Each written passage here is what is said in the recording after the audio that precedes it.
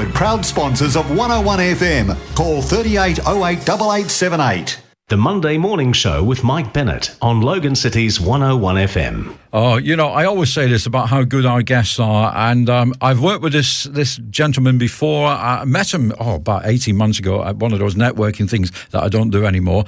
Then I had a chance to appear on a panel with him a few weeks ago, and then I saw him a couple of weeks ago perform, and this man is just brilliant. His name is Roger Davy. He was one of the original 10 tenors, and his Pavarotti. I got to say, Roger, we didn't know what to expect, because obviously we'd seen you do a little bit at the Paula Brand thing. Yeah. But the show that you did, we actually believed for one moment that Pavarotti had been reincarnated and he was right there on the stage. It was brilliant. Fantastic. Yeah, well, thanks very much. Yeah, I love performing Pavarotti. I've been doing it now for the best part of about 8 years now. So he's... But you've got the lot. You've got the characterisation, you've got the accent, and of course, you got the singing as well, which helps. Well, it's all about reliving the incredible man he was, and the talent and the opportunity that he brought. He brought classical music to everybody.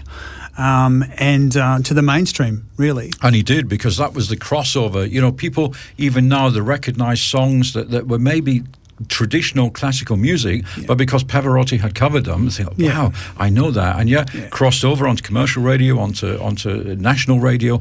Quite amazing. And a sad loss, of course. Oh, absolutely. And then there was his personality, his personality and the way he loved the female form. Oh, yes. And so I kind of try to bring all of that to the stage when I'm performing. And it really did work. And as I say, we were there to support Alban Altony, who was doing the Save the Koala evening, but it was just knockout. And of course, then when the lady in the dress came on, and that just set the room alight. It was surprised out of the room. Yeah, it was just terrific. So obviously, let's talk first of all about your background, your own career, the 10 tenors. What were those days like? Basically the early days were I sang with Opera Queensland, and I was a young artist in 1990. I sang with the chorus, and I was made a young artist with Opera Queensland, and then I auditioned for Opera Australia, and I was there. I lived in Sydney for 3 years, was with Opera Australia, and then I went overseas and performed overseas. Performed a number of roles overseas, but was understudying major roles with Opera Australia. So then I came back after about 12 months, and then somebody from the conservatorium rang me up and said, wondering if I would be interested in auditioning for the 10 tenors. Okay.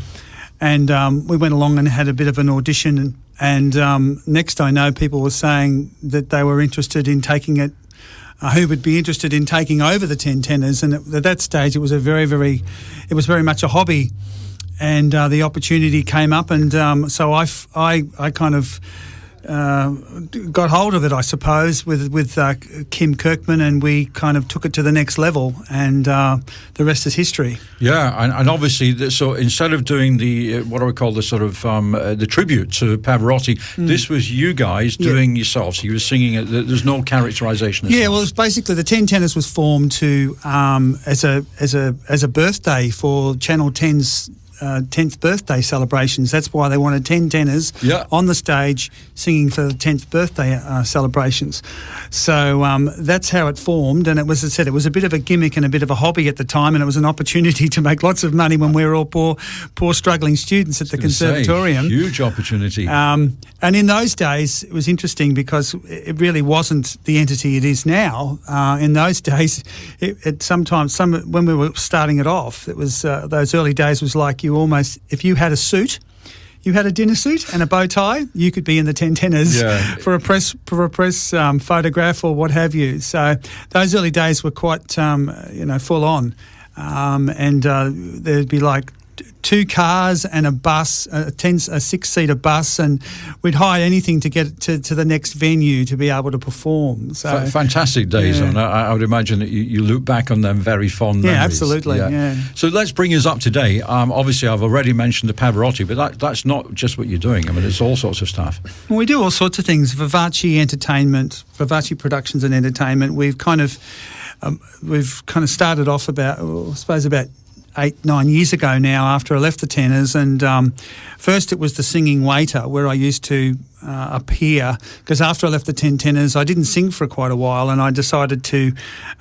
put myself through hospitality school because I had no other skills at that stage. Singing was all I've ever done. And that's very often, you know, if you're lucky as a young musician or a young performer to actually earn a living doing what you love, you wake up one day and you suddenly realise, I've not had a proper job. Absolutely. So that's difficult. So you put yourself through hospitality school, and then I ended up doing all the corporate boardrooms for all of the top executives in Brisbane.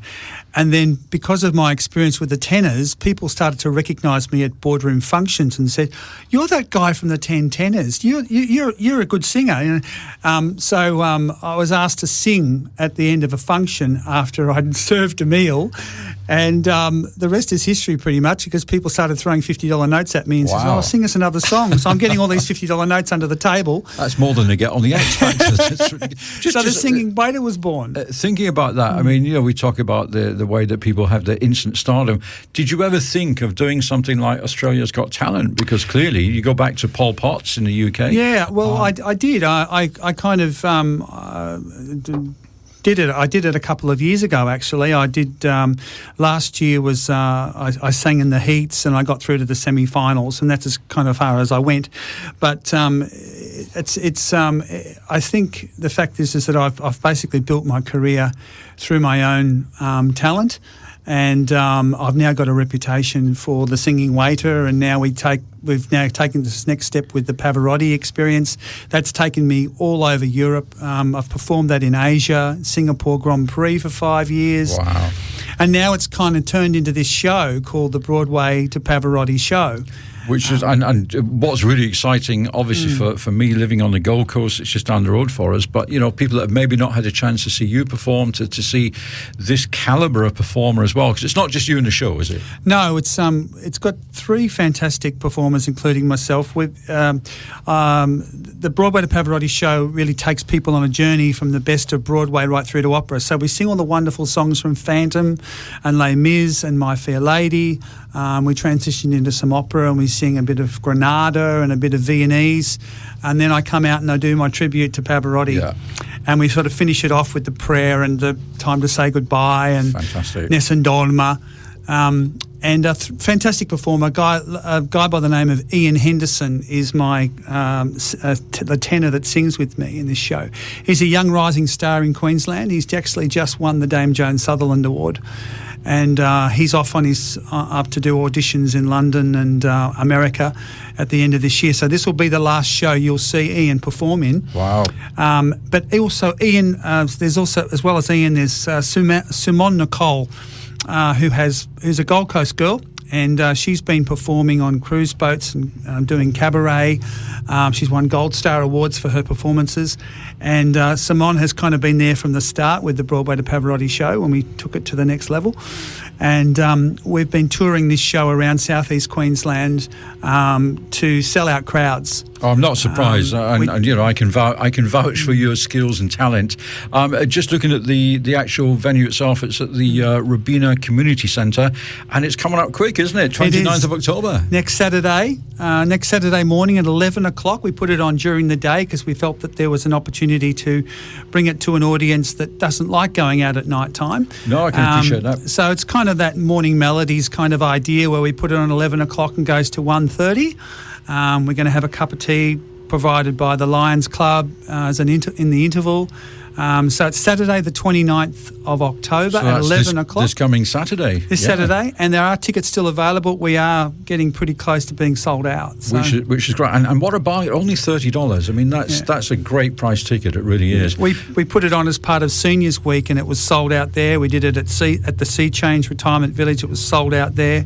We took it to Chinchilla and it was sold out there. So everywhere it's played, it's just been full houses. Which fantastic. And I noticed that people are interested interested in tickets, you just go onto the eventbrite.com.au website. You can get your tickets on there. But again, as we always say, if you want some more information, just give Lorraine on reception a call. She can pass all the details on for you. Very, very quickly, Christmas Eve, there's another show that you're involved in. Yeah, well, Christmas Eve, we're doing, there's a couple of things coming up in December, actually. We've just announced that we're going to do a Christmas in Paradise show at the Runaway Bay Community Centre on Saturday the 17th of December.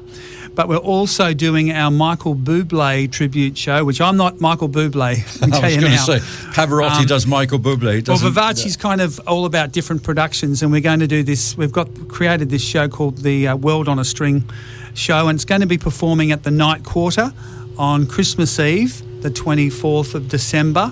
And that's a fantastic show which we've created as a wonderful tribute to Michael Bublé. So it's Christmas Bublé, and it's going to be wonderful. And I think the Night Quarter is actually going to put it on for free for everybody as part of the entrance into the venue. Sounds fantastic. Roger, I could talk to you for ages, talk about your career for ages. We will have you back here because we want to hear a little bit more about what you're up to. But in the meantime, it's the Robina Community Centre. It's this coming Saturday, the 29th of October, 11 o'clock in the morning to 1:30 in the afternoon. Tickets are only $30 and you can get them on the eventbrite.com.au website.